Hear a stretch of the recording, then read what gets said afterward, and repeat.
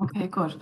So welcome everyone to the American Irish Historical Society and the Irish American Heritage Museum up in Albany. We're delighted tonight to host Terese Svoboda and Susan McKeown, and they're going to talk about, well, Terese is going to talk about her book, um, about the artist that we're going to feature, Lola Ridge. So Terese, just to tell you about her, is a Guggenheim Fellow and the author of 24 books of poetry, fiction, memoir, biography, and translation. She has won the Bobst Prize in Fiction, the Iowa Poetry Prize, an NEH Translation Grant, the Grey Wolf Nonfiction Prize, the Jerome Foundation and NEA Media Grants, as well as the O. Henry Award for the Short Story and a Pushcart Prize for Essay. Three-time winners of the New York FA Fellowship. She has been awarded Headlands, James Merrill, Yaddo, MacDowell, Hermitage, Hawthorne, and Bellagio residencies. Her opera, Wet, premiered in LA's Disney Hall. The novel, Roxy and Coco, and her collection, The Long Swim, garnered a full-page review in May, and her second memoir, Hitler and My Mother-in-Law, will be published next year. And then Susan, sorry, I'm looking for my Susan bio. Susan McKeown is a singer-songwriter, actor, producer, and director. In a distinguished career, she has performed with Pete Seeger, Natalie Merchant, Billy Bragg, Arlo Guthrie, Mali's Ensemble Tartite, and Mamadou Diabate, China's Wang Gu Wai, Lunasa from Ireland and America, and Fluke. She won a Grammy for her work with the Klasmatics on Wonder Wheel, lyrics by Woody Guthrie in 2006, and she was nominated for a BBC Music Award for her arrangement of an English gypsy song that she recorded with the group Mariachi Real de Mexico. Her eighth solo album, Belong, reached 11 in the US folk music charts, and her song Everything We Had Was Good was #1. Susan's musical setting for Emily Dickinson's Because I Could Not Stop for Death was performed by the RTE Concert Orchestra in their recent tribute to the poet, and her recording with guest Natalie Merchant was chosen by readers of the Guardian newspaper as one of the top 20 songs of fate and destiny. Susan plays the role of Teresa in a forthcoming movie release of Twig by Marion Quinn, which may have already come out, which features her recording of Leonard Cohen's Anthem. She, in 2018, was the Music Network's musician in residence at DLR Lexicon, and she began writing a series of songs about remarkable Irish women from history whose lives have largely been forgotten. So we're delighted to have these two powerhouse women tonight to talk to us about Lola Ridge, who was in fact another powerhouse. As I say, Teresa's book, Anything That Burns You, a Portrait of Lola Ridge, is kind of the basis for this talk. And we'll talk then probably about activism and the arts and New York and Ireland and how all of these things intersect. So I'm going to turn it over to you, Terese, now, and then Susan jump in as and when. I'm going to mute myself because, again, we have the dead on in here at the moment, and the actors will be coming in to get dressed. So at the back of my audience, we don't get, at the back of my office, we don't get a show, unfortunately, but we might hear them talking, so I'll mute myself. Thanks very much, guys, and welcome. The audience, those of you who are on board, can leave a comment in chat or the Q&A feature at the bottom of your screen on Zoom. Thank you. Well, thank you so much, Elizabeth and Susan, to come for the opportunity to talk about radical feminist poet Lola Ridge to the Irish American public. The biography, Anything That Burns You, was published in 2016 and the paperback in 2018. As you know, radical feminism and our country have never needed her more. When Lola Ridge died in 1941, the New York Times called her one of America's most important poets. Dublin-born, she lived in the Lower East Side in the 1910s, I believe on Hester Street, about a block from where I live, and worked in the sweatshops, judging from the details in her writing. An anarchist, she wrote political poetry and was very important to the introduction of modernism in America. The Ridge family was originally from Galway's Loch Ray, a beautiful market town with 7 springs and a ruined castle. Like many who had means, her grandfather, an attorney, fled to Dublin to avoid the worst of the famine that reduced the county's population by nearly a third. Ridge was born at 1 St. James Terrace near Back of the Pipes. And as you can see behind the white van, it's certainly a humble enough beginning. However, the neighborhood had literary importance. James Joyce's Ulysses used the location for romancing, perhaps because there's a stone sofa handy for lovers nearby. Ridge's parents separated when she was only a year old. Perhaps Joseph Henry Ridge, a medical student, inherited his father's tendency to get into trouble.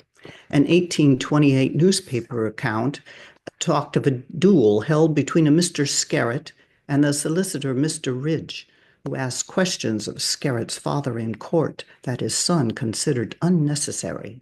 After the shots were fired and missed, the two parties agreed that horsewhipping Mr. Ridge at the Lochray racecourse the next day would be an amicable solution. Whatever the problem between Lola's parents, divorce was anathema in Catholic Ireland and was not recognized as a legal remedy until 1996. Emma, her mother, was living with her grandfather when Lola was born. Most likely, her father had left or was evicted. What could a separated woman do to make a living in Ireland? The nunnery was out. Prostitution? Apparently, joining the household of one of her siblings in Dublin was less appealing than emigrating halfway around the world. Perhaps her mother feared that her father would invoke coverture, exclusive power over Lola.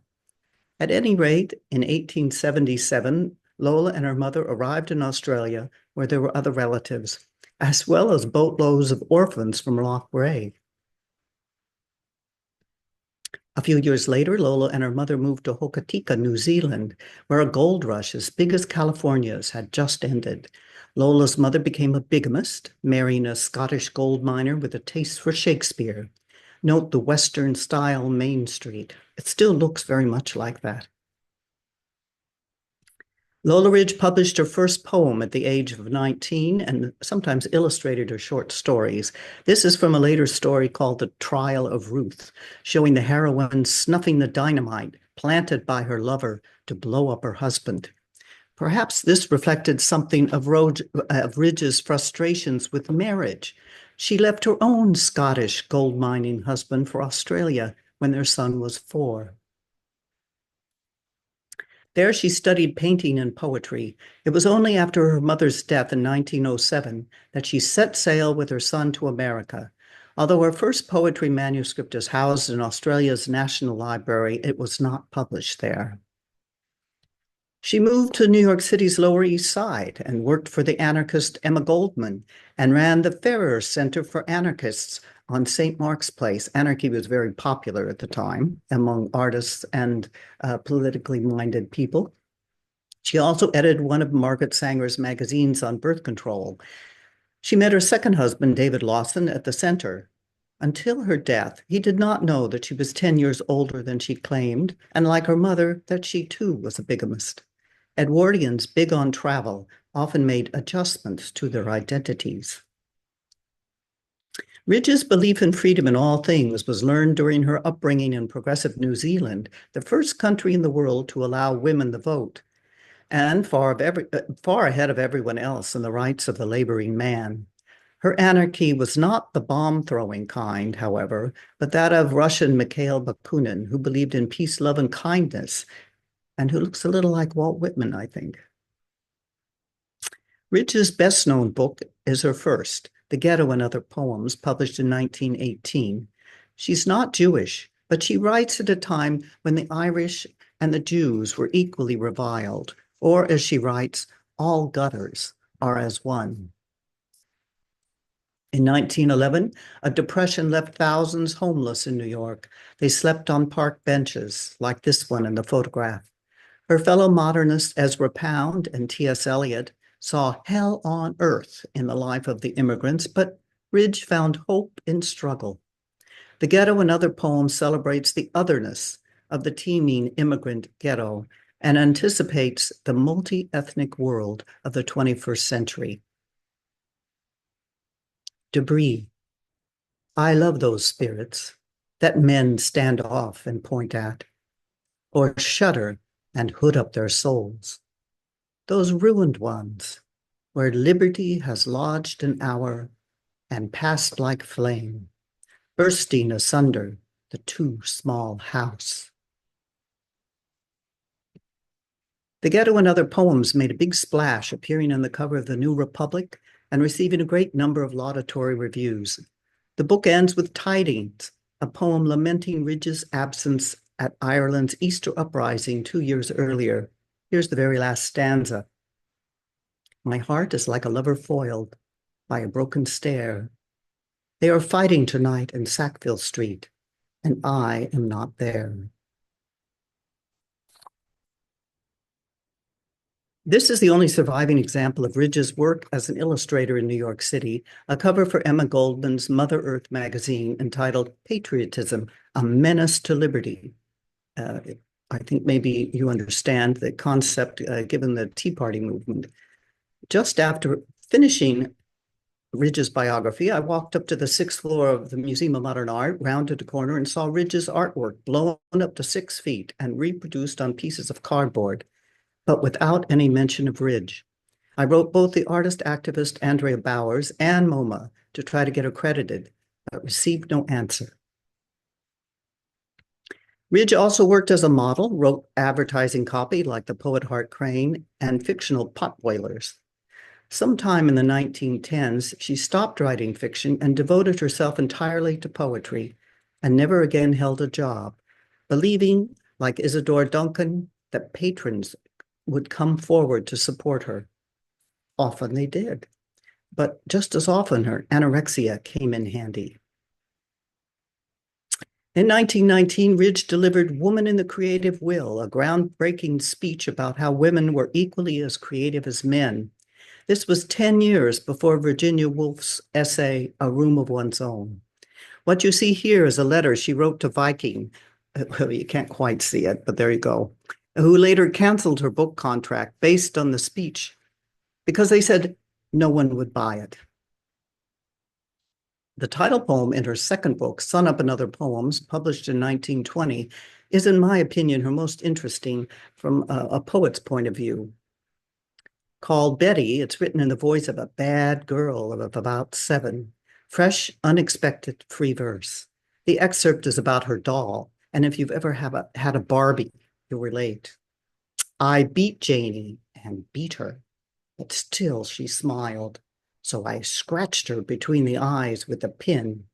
Now she doesn't love me anymore. She scowls and scowls, though I begged her to forgive me and poured sugar in the hole at the back of her head.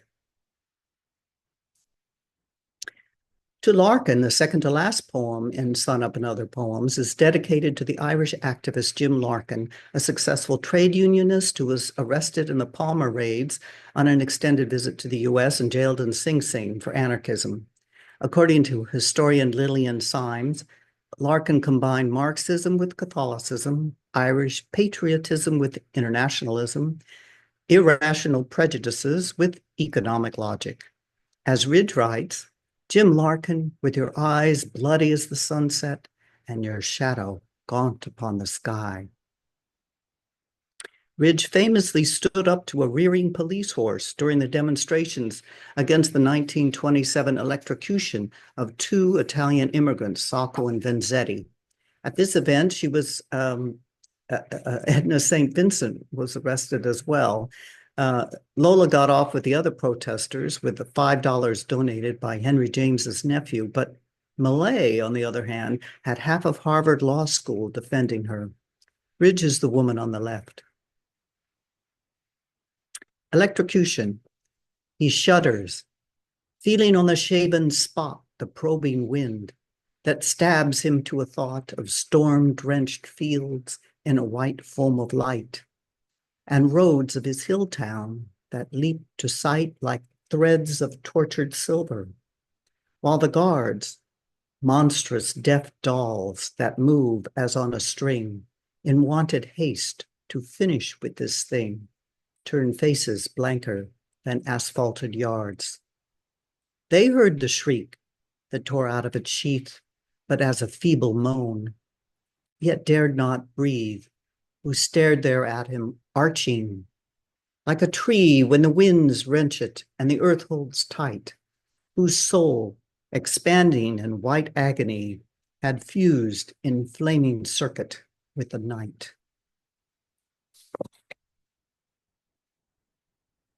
Ridge held popular soirees in the 1920s to introduce and bolster American modernism. William Carlos Williams said, "It doesn't sound exciting, but it was.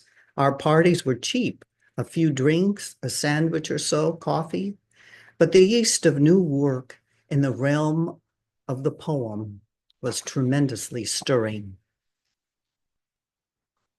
Marianne Moore came to all of Lola's parties and kept matchbook-sized diaries of what she overheard, often hilarious exchanges and tiny, tiny writing. Ridge was one of her few close contacts in the 20s. Another frequent attendee was the poet Jean Toomer. Ridge critiqued Toomer's early work on Cain, the most important novel of the Harlem Renaissance, and pushed him to publish. The youngest poet to attend Ridge's soirees was 18-year-old Hart Crane. His copy of her book, The Ghetto, is held at Columbia's Rare Book Room, and it falls open to her poem, Brooklyn Bridge. Of course, that's the title of his most famous poem, too. He had a habit of adapting other people's imagery and other people's themes to his own purposes. This is Lola's Brooklyn Bridge, a little S&M, I think. Pythonous body, arching over the night like an ecstasy. I feel your coils tightening and the world's lessening breath. Ridge invited the poet Mina Loy to her parties. She knew her from her publications in Others, the first magazine Ridge had edited, but she didn't meet her until Loy was on her way to reunite with Arthur Craven, the boxer poet who disappeared off the coast of Mexico in a sailboat. For all of Mina Loy's wild verbal experimentation, like Ridge, she wrote a good number of poems about social injustice.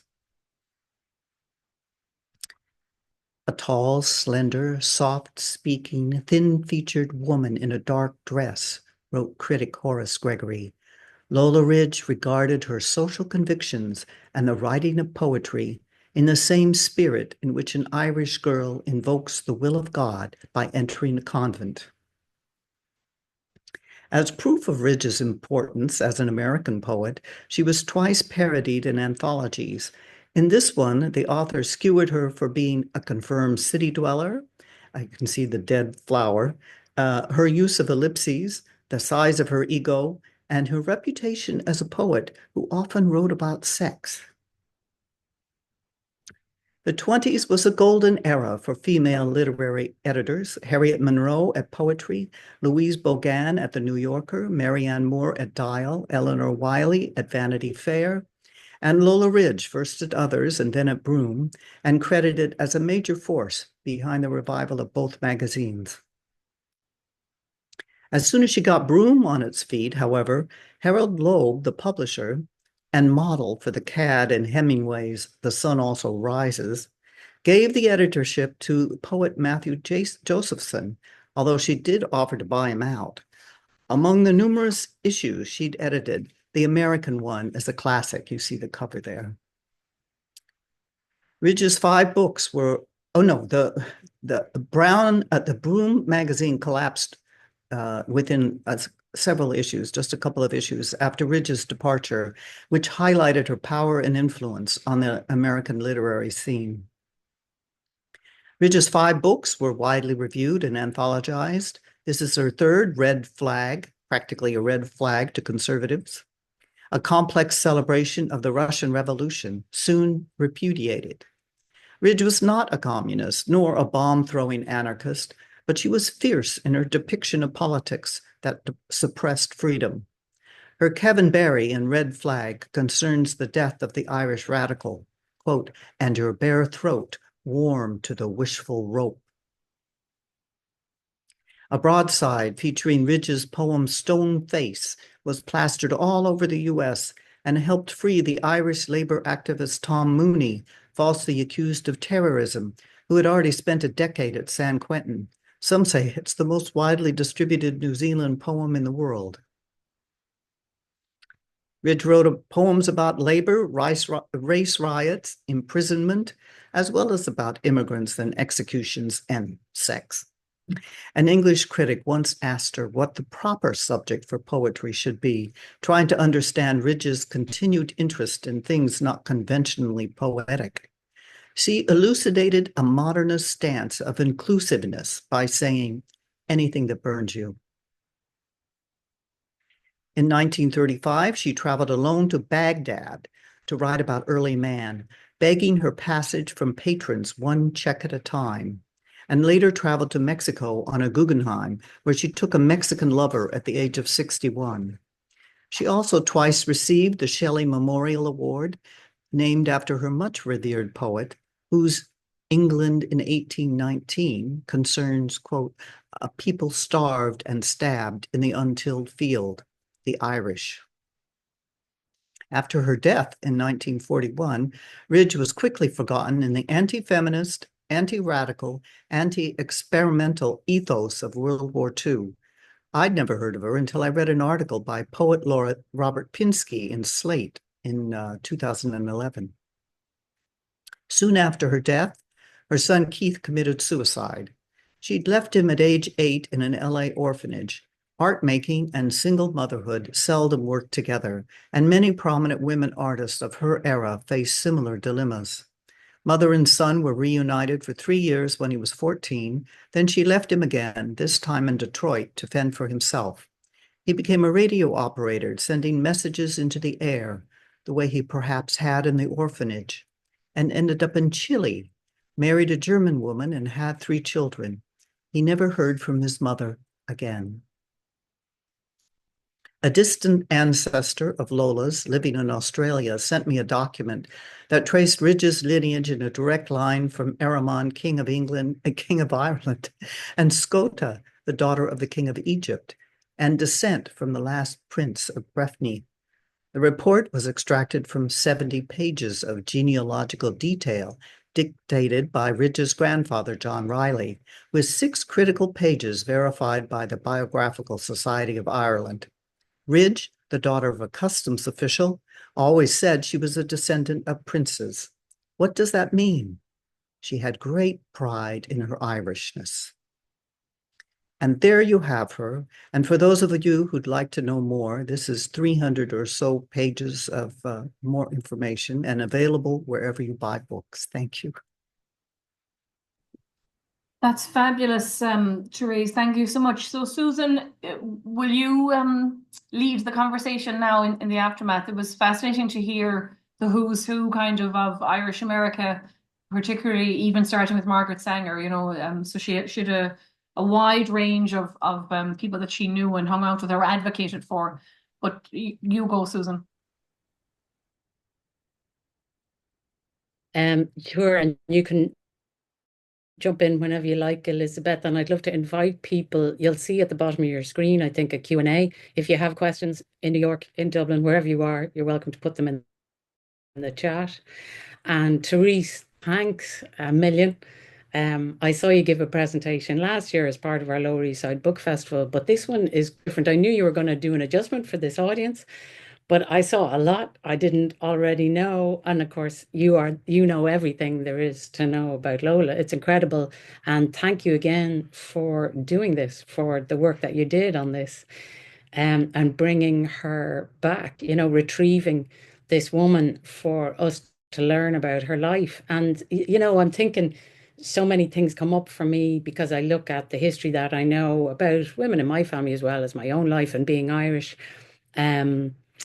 I think quite near the beginning, you were talking about her hide. A lot of people reinvented themselves. We were talking about somebody earlier on before this began who reinvented herself that we'll talk about later, early next year, I think. And yet, one thing that struck me was she never changed her name. And she had a freedom. I mean, there's a part of me thinking, what if she had never left Ireland, what her life would have been like? But she was destined. This was her destiny to leave and forge forward and be in these frontier-like scenarios in New Zealand and then end up in the United States. Whereas my great-grandmother was born in Dublin 7, lived near Loughrea, married a man there, and when he died, She had to raise her two sons. It was an incredibly difficult, challenging story of endurance, and the trauma. You can see how traumatic it was for the family. And she then, when she published music, just put A. Ryan, because we were all told if she put her real name, no one would have bought it because she was a woman. She wrote this song in 1916. So I'm struck by that's how she had to behave to hide her womanness, her identity. So, but Lola, you can still trace Ridge wherever she goes. She was born Emily Rose. And even though she went with her son to Los Angeles, yeah, she keeps her name, and she has this bravery and pride. Carry on.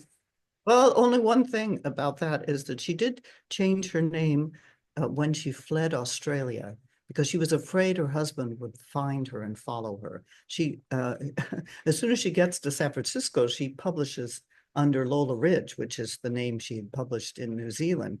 But for the trip, she was someone else entirely, and so was he. So it was very clandestine. And so she apparently did have something to fear that he no doubt could have had police take her and the son back. Terrifying, I'm sure. Yeah. But so she did change for that journey because it would have been on the ship's manifest. Yes. And then she shows up a few years later publicly, like being published, I'm guessing a few years later in New York as herself. I guess he wasn't reading the small magazines from Australia. I guess she knew he wouldn't be. Wow. And then the freedom of her being detached from family, from country, from judgments, and then to recreate herself literally, to leave her son in Los Angeles and come here to the Lower East Side. It's just an incredible story, and I think about her often, and as you know, because of your work, I set some of her songs to music last year, and then I just caught that again. I remember seeing the slide of it before, but you saw in MoMA the uncredited reproduction of her art, her name not there again in the present day. Very discouraging, and discouraging that they wouldn't even respond to my plea to at least put her in the placard, because she's the person who had studied to be able to do that very fine work, really, for something that people 100 years later still seem to appreciate. It seems rather petty. So yeah, it's discouraging. Well, hopefully it can be corrected. I see there's a question here from Vicky Karp, which speaks to what I was thinking. She kind of created her own residencies and valued herself and her work, and rightly so. So Vicky Karp asks, who were her patrons? She had a series of them, wealthy women who actually, when she was in Australia, she joined a bohemian set and was kind of trained on how to attract patronage. And that required her to assume a wealthy woman kind of look, and she dressed well and so forth, and created a kind of vaguely wealthy background. Although you can't, if you're asking for money, you can't be too rich. So she apparently got rather adept at it. And these people, well, because Isadora Duncan, very famously just sat at the pier in New York Harbor with her dance troupe, awaiting all of one night, awaiting for someone to come up for money to take the boat the next day.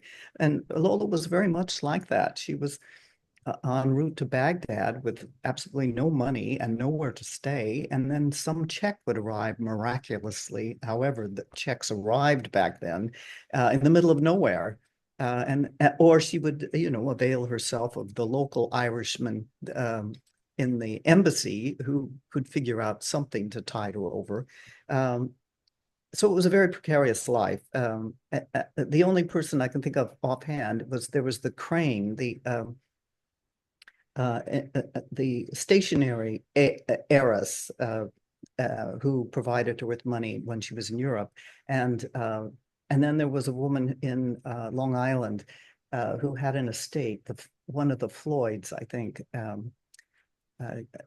They would put her up for a while and provide her with checks. And Marianne Moore's mother once left a whole chicken baked on her at her doorstep, which I'm not even sure Lola would eat.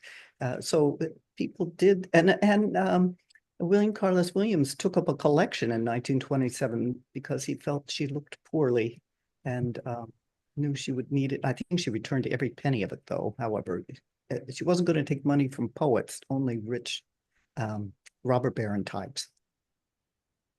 That's great. Um, Go there was- ahead, Elizabeth. Well, there was a question there about her anorexia, and I was just thinking about that myself, actually. Siobhan Lockman up in Albany asks, how was anorexia perceived at the time?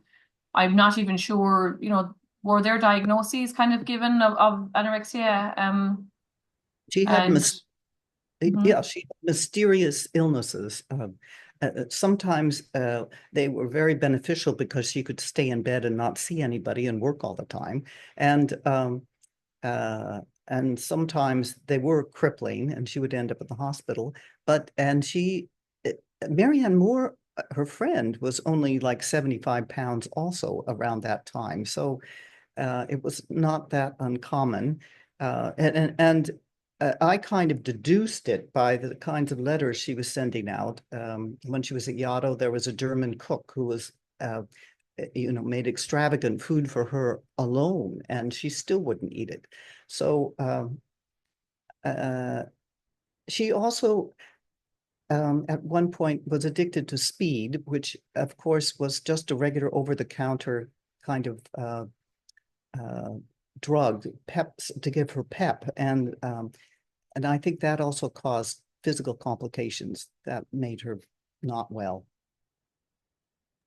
such a feminine disease, though, isn't it? They talk about control and all of these different things that, you wonder how interconnected was her emotional kind of regulation with the appetite and all of that. Someone in chat also asked, Julie, said, are there any landmarks or plaques in NYC honoring Lola? You mean landmarked houses or something like that? No, no one has ever put up a plaque that I know of. At the moment, the New York Public Library, the big central library at 42nd Street, has an exhibit on modernism in the village, and she's on several plaques. She's on several descriptive part of the exhibit. I can't remember. There's a picture of her too, but I don't know how much longer that'll be up. That's really wonderful to see. Is that at the Jefferson Market Library? No, at the Central Library with the lions. Oh, okay, near at Bryant 42nd. Park. Yeah. And it's free. I was in there, but we didn't have time. I kind of glanced in that one, but I went into the treasures to see the Winnie the Pooh toys. I was with visitors who were only interested in Winnie the Pooh. Did you want to talk, Susan and Terese, a little bit about her, her politics and go in more to her, I don't know, was it radical or was she just very progressive? We can kind of argue about the semantics of that, but interesting to see her defend, the anarchists. And of course, Tom Mooney was probably innocent, so that's a whole, I guess, separate issue. But would you like to talk a little bit about that? Well, she wasn't a bomb-throwing anarchist because there were those. The Farrer Center was really closed down, the Center for Anarchists that she organized, because there was a bomb-throwing incident on Lexington Avenue. And the Standard Oil heir, who was gay, was providing a lot of the money for the center. And he withdrew at that point because he didn't want to have anything to do with that kind of activity. And she would get herself entangled in things, but never, except for being arrested at that demonstration, didn't smuggle arms or anything. She was very interested in the union busting that was going on, especially in New Mexico, when she was in New Mexico for about 6 months. But thankfully, even though she demanded to see the working conditions, she wasn't allowed. In Mexico City, she attended the May Day events and raised her fist like everybody else in the parades. and she was a member of the Writers' League Against Lynching, which was a fairly powerful organization in the 1930s, which may have had something to do with the passage of laws against lynching. So they were primarily, she believed in the rule of law in that sense.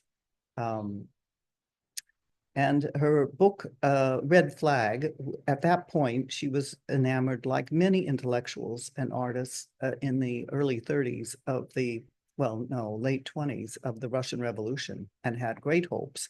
And like almost everybody else, her hopes were dashed. Her friend Emma Goldman and John Reed both visited Russia and had negative reviews, and that eventually convinced her.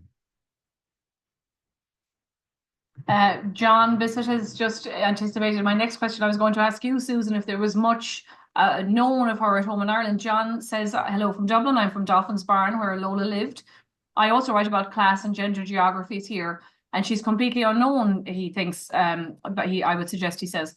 The house is next door now to a Catholic church on Dolphin's Barn. We will try to rectify her unknownness in 2025. Great presentation, a very interesting story. Yeah, maybe Susan, you might like to chime in on her in Dublin, but also, and I don't know if they're related or not, how was it perceived, you know, that she had kind of abandoned her son? Did that ever come back to haunt her, either here or LA or Australia?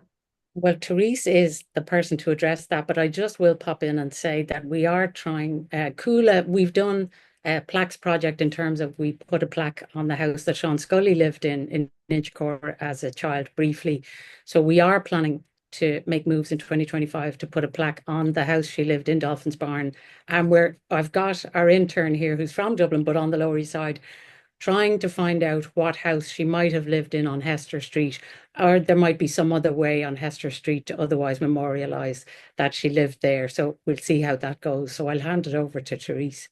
Oh, well, that would be wonderful. You know, she has a poem that she talks about this parrot that says forward in German. And so the parrot, obviously, from Hester Street, you can almost see the forward building. So perhaps you can narrow it down to that block anyway. Yeah, very important newspaper for immigrants, the Forward. Yeah. Oh, that's great. And thanks, John, for joining. I know John, and we'll talk more about that. I'm delighted he joined, and he literally lives across the road. Okay. So, Terese, did you want to talk about the child, you know, the fact that she'd given up, her son? Well, you know, it was common practice at the turn of the century. If you couldn't handle the finances and you had a child or 4 children, you would put them in an orphanage and then come back and pick them up when things are straightened out. She was across the country and didn't pick him up. I think that fact really stood in front of the possibility of writing a biography, because we don't forgive her for that. As opposed to a man, I mean, Jean-Jacques Rousseau had 7 bastards he left at the orphanage gates, one after another, and so many other situations like that. And the executor of her estate had befriended her husband, 20 years after Lola died, and she has all the papers. And well, although she's donated half of them to Smith, she had promised writing a biography for the last 45 years and has never done it. And I think that has stood in her way, trying to figure out a way to present it. I present it in the context of the kinds of solutions that women artists of her time had to come up with, and they were many and varied. I mean, Eleanor Wiley had a child that she gave to her grandparents to raise, and then she had like 7 abortions after that. And then Louise Bogan gave her child to her parents and seldom saw him as well. You know, these were very devoted professional women, and that's always going to be a problem. Anarchists had the same problem, and they never solved that either. You know, there was no kibbutz that really raised the children in an appropriate way at least not in the US, although there were many attempts. And they handed Lola the task of organizing a school at the Farrer Center, which was hilarious because it was like herding cats, anarchist children. But they hired Will Durant, who maybe you remember. He wrote The History of Civilization later on in many volumes. And so his tenure as a teacher of anarchist children was quite amusing. But Lola, just to finish the subject of her son, I think her son haunted her for the rest of her life. And she imagined that he was trying to contact her, which he probably was, but nothing ever came of it. And in her later books, at least I can see that there is probably it is a fantasy that she has of what her relationship is with him, because she never knew him as an adult. And I don't really know why she left him, except at the age of 17, he had already been trained in radio in the high school there. They had a very far-reaching program for kids to learn a trade, and that's what he decided he was going to do. I think she thought he could take care of himself, and certainly in that era, it wasn't unusual. So, Therese, they didn't really have a relationship. Like I sort of assumed as an adult, maybe he found her, but no, they never really got to know each other. Oh, that's terrible. Mm-hmm. Mm-hmm. Yeah. And was she very conscious, either of you, of her Irishness? I know she sort of grew up in Australia. You know, maybe did she see herself as Irish or Irish American? You know, it depended on I know, who she was yes. Yeah. talking. So she would pretend to be Australian rather than New Zealander to many Americans, I think because it was just more familiar to them and it sounded a bit more worldly. And when she was with someone Irish, she was suddenly Irish. So, you know, that's an immigrant has that possibility. The flexibility, yeah. And of course, Irish, you know, a lot of the identity, particularly in a city like New York, was kind of circling around Catholicism, unless you were in some of the the artistic circles or the political circles, maybe mightn't have been. But I can imagine she wanted nothing to do with, you know, some of these fraternal societies and, you know, saints' days and organizing church bazaars and things. I found it interesting, her connection with Larkin, when you spoke about Larkin, because Larkin and his sisters had a really close connection with Dublin 8 as well, only 2 parishes away from Dolphin's Barn. In Inchicore on Emmett Road, as it's called now, the Inchicore Road, he founded Emmett Hall. But then, of course, he did come to New York, because I had been wondering if she'd ever crossed paths with James Connolly, because if she was down on the Lower East Side and he used to sell his newspaper at Cooper Union. But he left in 1910, and so they might have crossed over, and she might have still been finding her feet, or down on Hester Street at that point, I'm guessing 1909, 1910. And that's when he went back, and Clark had gone back not long before. But she crossed paths with Jim Larkin, obviously, and the union movement. And he was up in prison. He was in Sing Sing for a while, Larkin. So she probably did have plenty of time to get to know him. And reminisce about Dublin 8. I mean, it's so interesting that it's they were from their work, or where she was from, so close to where he had founded the Union Hall at Emmett Hall in Dublin. When I went to visit the location, a man came up to me and he said, "You know, there's a stone sofa over there. Can you?" It's really quite an important part of the geography. It was very amusing. What is the stone sofa? That was the first time I heard about that. Oh, really? Another thing, you haven't been in the neighborhood long enough. So apparently it's a stone that must be comfortable enough to recline on, you know. Maybe we'll have some people, if there's people still on from Dolphin's Barn, they can enlighten us further about the stone sofa. But I love that Dublin is like that, because somebody will see somebody like you and go, I want to give her this extra information about the area and impart a gem like that. Therese, did her mom stay in Australia, New Zealand, or did she come to America as well? Lola's mother. She left New Zealand with Lola and her child when they went to Australia, when Lola went to study in Australia. And then her mother died in 1907. I think Lola at that point already had the tickets for them, though, to go to America. So it was, I think she had the voyage to try to figure out what she was going to do with her son. And perhaps her mother had taken care of her son up to that point. And the realization on the boat that she couldn't take care of him and she would dock with no job and nowhere to go and knowing no one made her decide to go to Los Angeles and find the place to put him. And can I ask, as a New York historian, it's incredible to me that anyone would go to LA. It's the other side. And it was obviously, they had discovered California. We've had the gold and silver rushes. There's all those things. And usually in the little bit of work I've done, I worked on an oral history project in California. A lot of the Irish did better actually out there because they kind of got in on the ground. So they were, prospectors. They had the opportunity to buy land and things like that. So a lot of Irish Americans in California are more wealthy by 1910, than they are in New York. But what brought her to LA and then of course brings her back to New York? Yes. So I was asking what brought her to LA and then what brings her back to New York? You mean why did she go to San Francisco rather than to around the Panama Canal first? I actually don't know.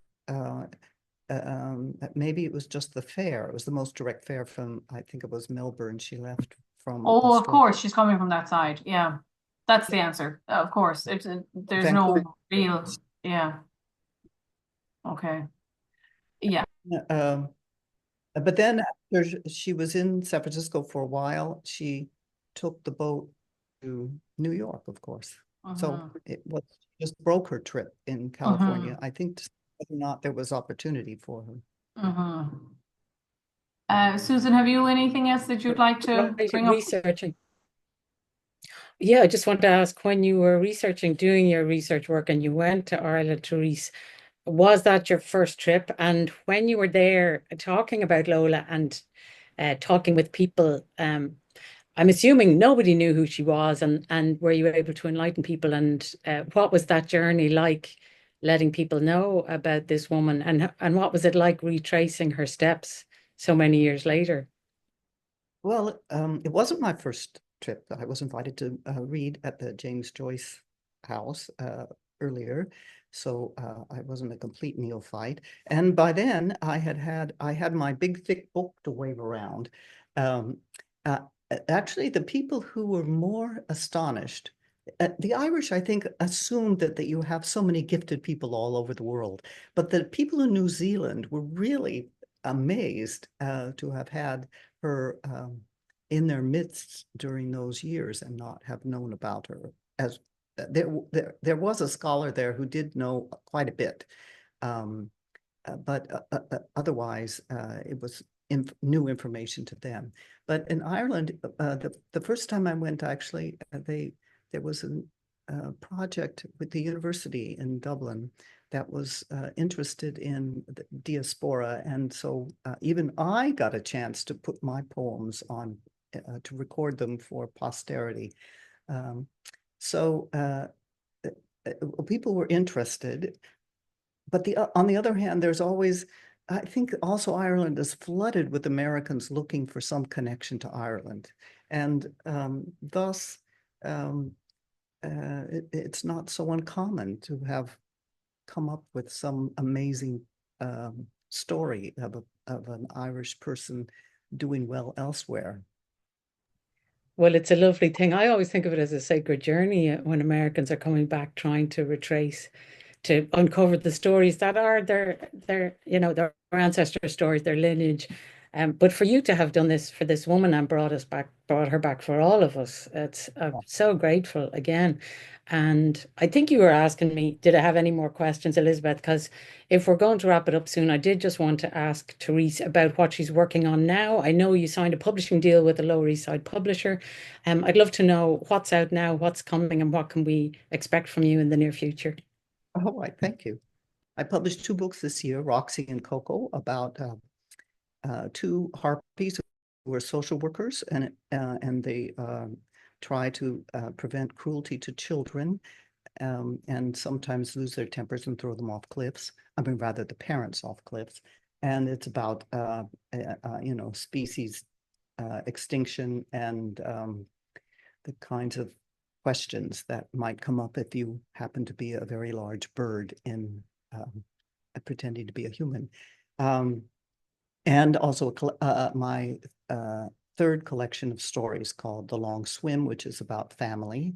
And next year, I'm publishing my 2nd memoir called Hitler and My Mother-in-Law. And it's about Patricia Lockridge, who was a female reporter, the only female reporter to cover both theaters of war. And she, when I first met her, she showed me a photograph, an 8.5 by 11 photograph of her pointing down at the ground at some ashes. And she said that the military wanted a civilian to say that those were Hitler's ashes, and she was the one to have done it. And of course, the photograph had to have been taken in Berchtesgaden and not Berlin. So the book is about familial and political truth and who you believe. So I'm very happy about that. It's being published by Or Books, and they have and they do radical books, because apparently having Hitler in the title is a radical thing. And their offices are on Avenue D, and they're part of a lively literary scene down here. Avenue C, yeah. And there, I love that publisher, and I was at an incredible event there last week, and I was so excited to hear that now your next book is coming out with Our Books. So thank you for telling us all about your upcoming work, and thank you for sharing all the stories about the life of Lola with us. Yeah, it's such a fascinating time. I think my own work concentrates so much on politics and immigration and debates that, you kind of forget how thriving the art scene was, and not just for men, but women and the painters, the Ashcan School, and Irish people crop up, in all of these groups that we're not maybe necessarily known for. You kind of know about music and vaudeville and Broadway, but you mightn't know some of the more like intellectual or esoteric artists kind of. And so I think it's great. But there was so much going on in the early 20th century, between Margaret Sanger and Planned Parenthood and suffrage movement and the union movement. And, there was a lot going on that, somebody with an artistic brain might be able to channel, some of the angst, I guess, that was going through. And then, when you talked about patriotism versus kind of liberty and what that looks like even now, 100 years later, it's very... there's a lot that we can still learn, I guess, Caledonia says, thank you. This was excellent. And remember to the radical tradition of Irish, sorry, I've lost my thing. The radical tradition of Irish women that can get lost. Exactly. Yeah. So, these women, and it is difficult, I think, to keep track of them. And if you've got somebody like MoMA, as Susan reminded us, not even kind of correcting the thing to just add her name, when it was her cartoon. So thank you, Terese. Yeah, that was fabulous. And Susan, thank you. I think what Coola is doing in Dublin, of course, this is all the Hester Street stuff ties into it kind of thing. And how do, neighborhoods that maybe people don't want memorialized or want them changed in particular ways, that there's a very important thing there about community and issues that face communities, and in changing cities like Dublin and New York, how we can include the past as well as, of course, make room for new people, in the future kind of thing. So thank you both for coming in. And Susan, if you have anything to add, I'd be delighted to hear. Thanks a million, Elizabeth and Terese. Just to say that, thanks for mentioning that at the end, Coola Foundation. We had a planning meeting with John Bissett and the Regeneration team based in Inchicore, Golden Bridge, the week before last with my co-director here, Eddie Rodriguez, and we're starting a series of talks online late January, late February, late March between those communities. And part of the work we're doing is bringing to light hidden histories of the working class struggle there over the last 100 years, and whatever we can glean to look at the people's history, as Guy Biner, the Irish historian now up at Boston, would say, the living history. So we're looking at social history in a new way. It's very exciting work, and I can't wait to be spreading the word about that. So it's just perfect timing to do this with Terese. Thank you, Elizabeth, for hosting us. And also, as Terese and I spoke last year, I think it was on this date because it's so close to Lola's birthday. That's right, December 12th, 2 days from that. She would be 152 or something like that. A grand age. Maybe 151. 151. Ish. Wow. Grand.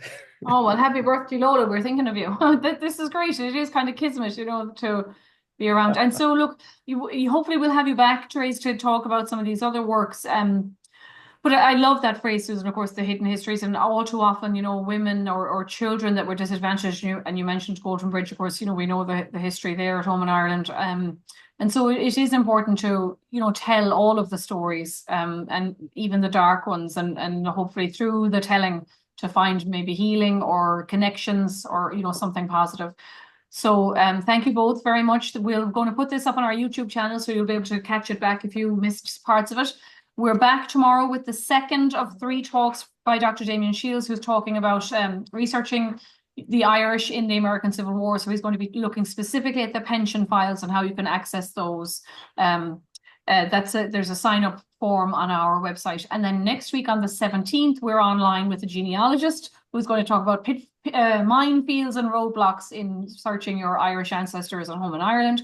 And on the 16th, if you're in New York, we have an Irish carol kind of festival. So you're more than welcome to come up to the Society at 991 Fifth Avenue. In person, we'll have eggnog and mulled wine and all kinds of lovely things, and songs and stories and poetry. So we'd love to have you. That's great. I just want to give one more shout out to Mary O'Halloran. Oh, yeah. Who brought us the scones when we had our lovely planning meeting at the American Irish Historical Society a couple of weeks ago. And she's opened her scone shop now at 7th Street and First Avenue. So keeping it Irish on the Lower East Side. Thanks to Mary O.